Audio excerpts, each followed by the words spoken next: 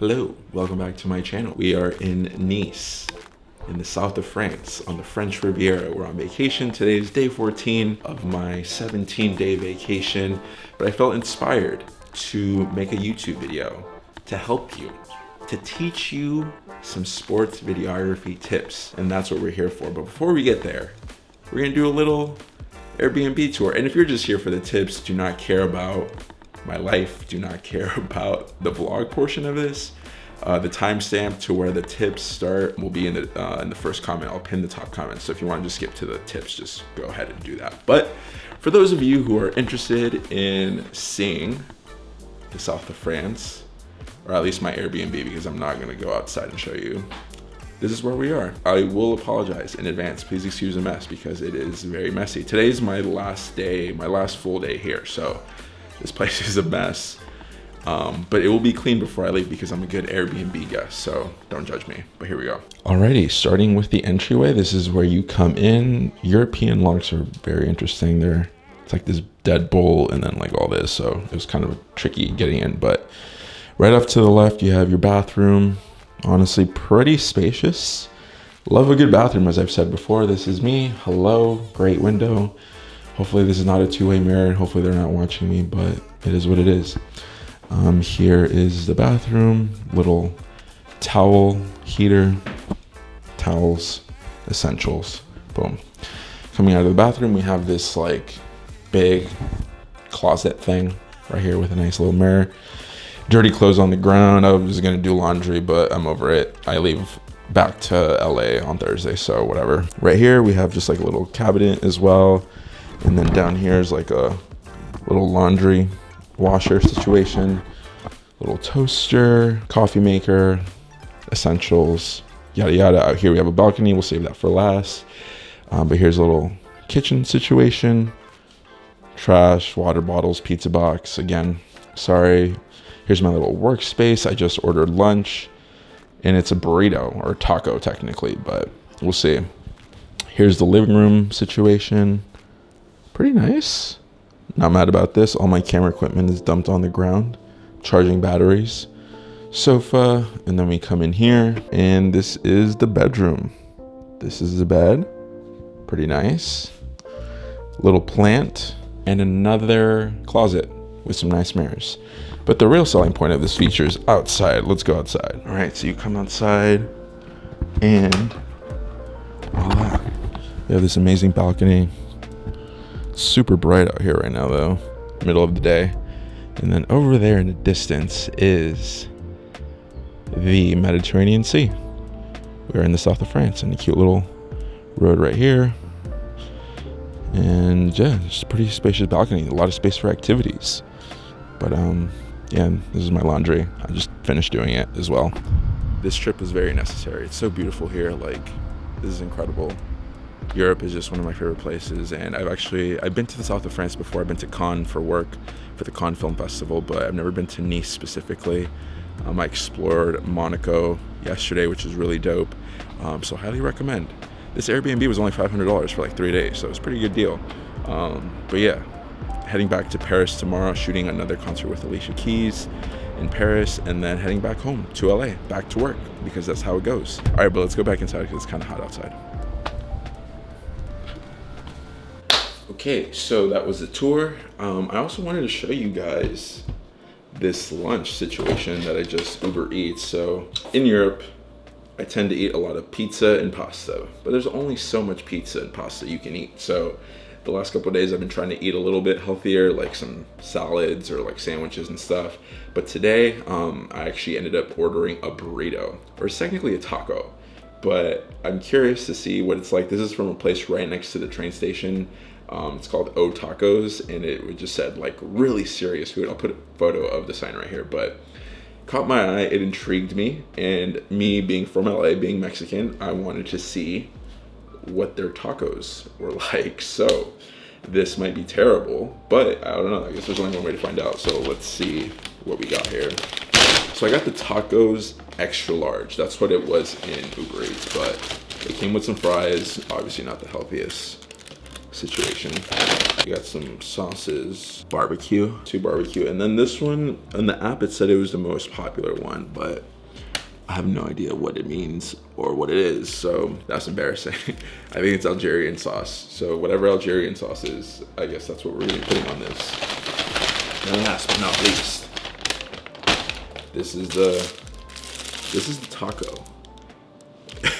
This place is called Tacos, and the order was a tacos XL, but the photo was clearly not, and it looked like a Crunchwrap Supreme meets like an empanada, and that's exactly what it is. Look at this. This is kind of like a panini. Look how big this is. Holy shit. This is the size of my head. Crazy. But yeah, I don't know. I guess we'll see what it's like. We'll take a bite. So I think for the first bite, we're gonna put some of this Algerian sauce since it was the most popular one. So I don't know. We'll see what it's about. Seems like it's just like hot sauce. It's almost like habanero sauce. Bam. Let's see. Let's take the first bite.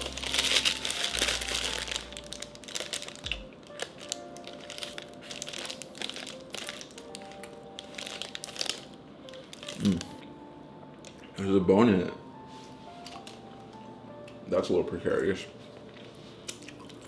Overall though, not bad. I think I got like chicken curry, kebab, and one other type of meat, and tenders. So I got chicken tenders, chicken curry, and kebab in this. There's no way I can eat all of this right now though. I'm gonna feel like a fat ass, so I'm gonna eat half, and then save the half for dinner, I guess. Honestly though, pretty fucking good. No complaints. I give it like a 6.5 out of 10. But I mean, like if I was drunk or hungover, this is the shit right here. Tacos in Nice. Not sponsored, but that's enough of that. I'm gonna finish this and then we'll get into the video. So we're back. It's been like 2 hours since I finished that taco. It hit me hard. I got the itis, that's for sure. But we're gonna dive into the sports videography tips, and today we're actually gonna break down a video that I made a couple months ago with a good friend of mine, Jameer Calvin. He is a 5th year grad student at Mississippi State. He plays wide receiver, hoping to make it into the NFL after this upcoming season. But we shot back in LA earlier this summer, and he's actually really good friends with Bryce Young, who is the Heisman winning quarterback at the University of Alabama. They both grew up in the same hometown of Pasadena, California, which is also where I'm from. So we're all from the same hometown of Pasadena. So that really kind of just helps with the relationship. But let's check out this video and I'll check in with you guys back after.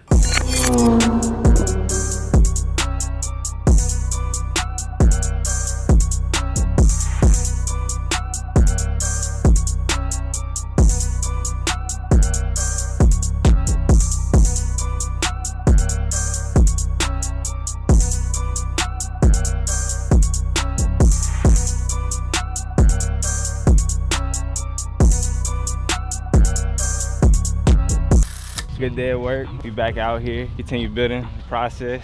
Path to the draft, start now.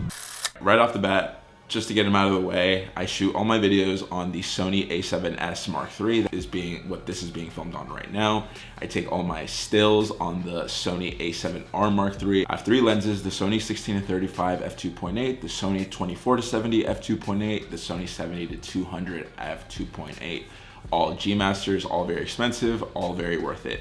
And I edit everything within Adobe Premiere Pro. I've said this before, probably won't be the last time I say it, but in case you're stumbling upon this video, that is my camera setup for this year. Okay, diving right into tip number 1, specifically with this video. If you're looking to shoot outdoor workouts, something that you're really gonna have to deal with is the natural elements wherever you live. That could be cold weather, wet weather, a bright sunny day, a gloomy day.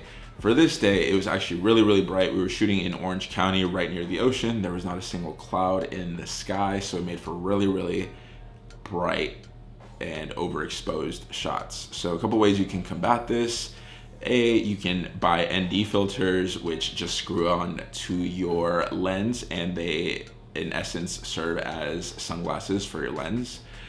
Or you can manipulate your shutter speed and aperture, your f-stop. So for me, I personally have never owned an ND filter, which might be controversial for some of you guys, but I have not put in the effort to do my research as to what are the best ND filters, and for me, there's just like a lot of effort to screw them on. And I did have ND filters at one point, but they were really crappy ones, and they had like this vignette, so they kind of had these dark areas around the edges, and I kind of just got over them. So for me, what I do is I really enjoy shooting at f2.8 because I like a shallow depth of field, so my aperture is always fixed at f2.8.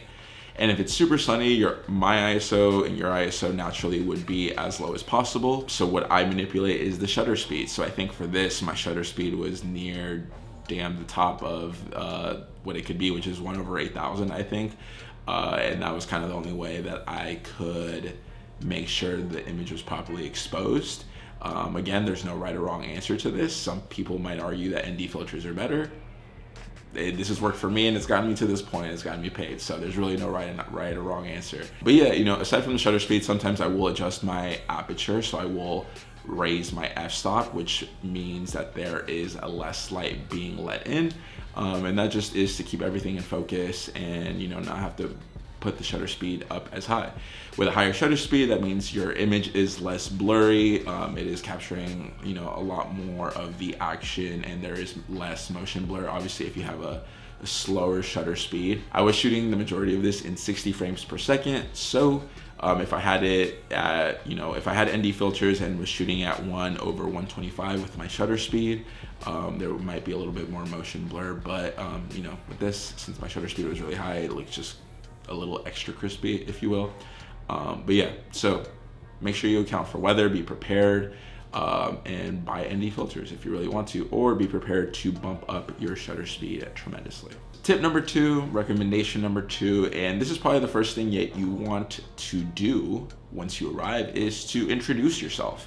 If you are working with someone new, someone you've never met before, someone you haven't met in person, you have to introduce yourself. It's a little bit weird if you kind of just show up randomly with a camera and start pointing it into people's faces if you've never met them before. Even if you are shooting something for fun and you're just walking on the street.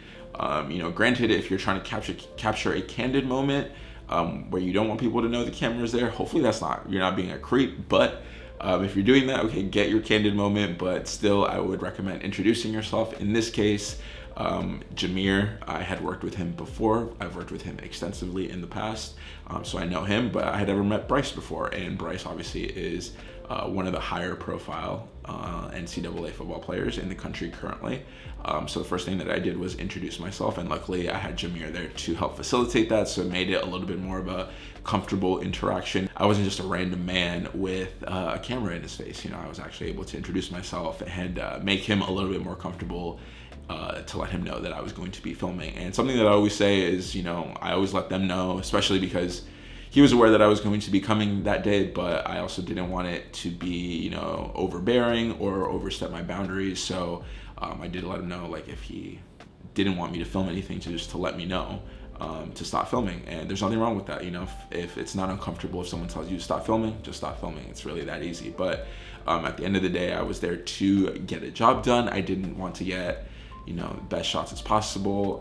So, didn't want to get comfortable. And I think something that I learned earlier on when I was starting out is I would be timid or afraid to get all the way up in the action when I didn't know the people that I was working with, or if it was the first time I was meeting. I was a little bit more reserved, and I tended to stick to the boundaries. But at the end of the day, like, this is your job, right? Like, you're there to capture the moment as best as you can whether you're a photographer or a videographer. Obviously, if you are more of a DP cinematographer and you work with bigger productions, those shots are set.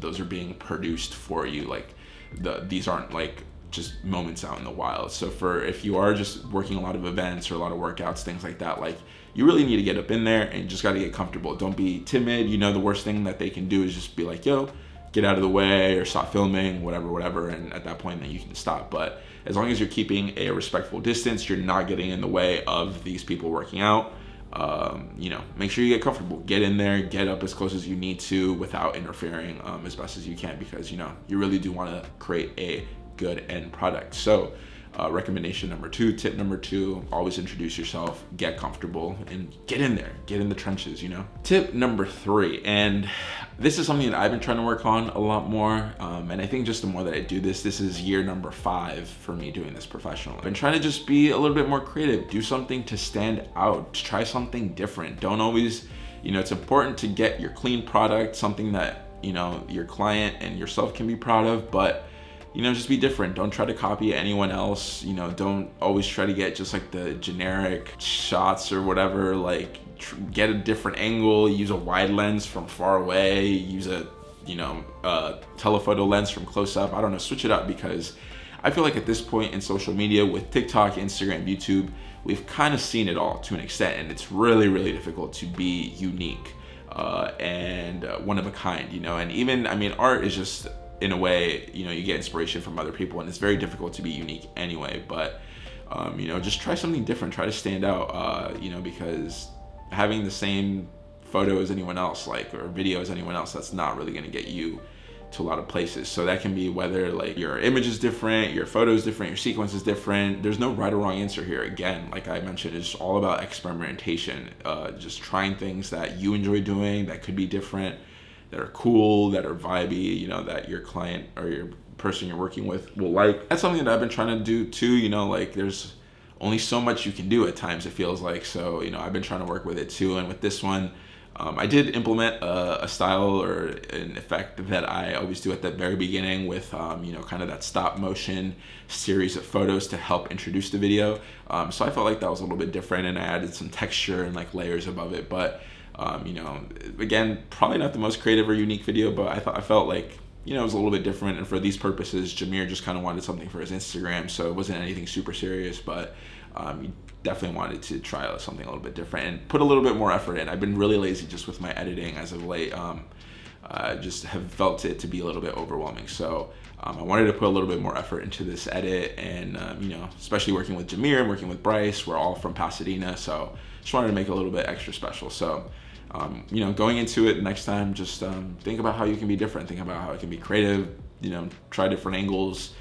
Don't be afraid to just stray away from what you've always been doing, because that's really the only way to grow. So you know, tip number 3, recommendation number 3, be creative. Moving on to number 4, you know, it's important to just be as efficient as possible and not to overshoot. The busier you get, the more clients you get, the more work you have, the less time you have really for each project. You really have to like schedule your time properly. And if you have, you know, hours worth of footage for one project that, you know, is going to be 30 seconds, or you really need to turn it around quickly, that can be a little bit difficult or a little bit tricky to maneuver. So you know, the more you do this, you'll realize how much footage you actually need in order to, you know, create the final product. So this video, I think it was like 30 seconds, wasn't anything crazy. It was just a quick little video recap. I needed to make sure that I got an outro for Jameer, because that's something that we had talked about. And you know, just kind of overall into the bigger archive of everything we've been documenting with him the last couple of years. So I definitely needed that soundbite, but aside from that, I just needed a few clips of them working out. Wasn't anything too crazy. I maybe shot like 30 to 40 like individual clips for that 30-second video, so it wasn't anything crazy. And even that might have been too much, you know, for this. But you know, you want to be as efficient as possible. I had wanted to turn this video around in like 2 hours after I got home, so just wanted to make it as quick as possible. So the more you do this, the more you know how much you have to shoot. That's really up to you to decide, and based on your editing style. But you know, think about how you can be as efficient and, you know, streamline your workflow, because at the end of the day, the more you can do, the more money you can make, and the more free time you can have, and you're not out here just stressing, sitting on all this footage that takes you a day or two to edit. You know what I mean? So this edit was done in an hour and a half, if that, maybe an hour. Just got it done. I knew what I needed, put it into Premiere, edited it. It was good to go. Made it to the last, 5th and final tip, recommendation, whatever you want to call it, when it comes to sports videography. And this is just a general freelancing lesson. You need to develop these relationships in order to get work. If you want to be a full-time freelance videographer, photographer, creative, you need to reach out and develop relationships. That's really the only way to make it in this game. Jameer, not only are we from the same hometown, same city of Pasadena, which is a suburb of Los Angeles, You know, I've been working with him for 4 years now. I started working with him when he was at Washington State as a sophomore, I think, and now he's in his graduate season at Mississippi State, which is like 3 or 4 years later. At the time, I was just starting out. He was one of the first athletes that I started working with, and I really just wanted to get some practice in. So I just kind of did it organically, just like, hey, let me come shoot for you for free, and just, you can have some content, I can practice. I really want to work in sports. So it was kind of a win-win situation, but that would have never happened if I had never reached out. And not only that, it's important to reach out, but it's important to stay in touch, you know, keep in contact authentically. Don't act like you're trying to get something from this person. Check in from time to time, see if they need anything, see how they're doing just as human beings, and continue to develop that relationship, because 4 years later, here we are now, you know, still working together. It's been great. He's an amazing person. I love shooting his workouts. We vibe, we have great conversations. So it's just fun. And this applies to my other areas of working with other people, you know, working with music artists that I've worked with, working with brands and companies, different production agencies and studios that I freelance with. A lot of it is really just maintaining these relationships, reaching out, and just authentically and genuinely caring about the people behind them, because they're not just subjects that are there for you to film. You know, they're real human beings, and I think that's really just important to continue to do that. You know, not only will help you in the long run, but, you know, it helps develop a community for you as well. Like, these are people that you can reach out to on any given day if you need anything. So my last and final recommendation when it comes to sports videography and just freelancing in general, remember to develop these relationships. So that was it. This is a 2022 updated sports videography tips video. We are in Nice, the south of France. Next time you'll see me, I'll probably be in LA or somewhere else. But you know, this has been fun. That French taco was crazy. So if you're ever out here, feel free to try that. But yeah, with that being said, any other questions that you still might have, I am going to link a few other sports videography tips videos that I've done in the past. If you haven't seen those, please check those out. They're also really, really useful. They're going to be in this corner up here. If you still have questions after you watch all those videos, feel free to leave them in the comment section below. DM me on Instagram at Saul Lopez. I respond to every single person. That is going to be in the description below. But yeah, I'm always happy to help, always happy to chat, talk about sports, talk about videography, talk about cameras. You know, whatever I can do to help, I'm always here for you. I love doing that, and I love interacting with you all. So with that being said, thank you again for watching. I'm gonna get back to recovering from this burrito, and I'm probably gonna go to the beach, enjoy the last couple hours I have here in the south of France. But don't forget to like, comment, subscribe, and I will see you all soon. Talk to you later. Peace. I might just hit it through a room. That's on my element. I like dark skins, love a melanin, pump, pushing in the tongue when I'm stepping in.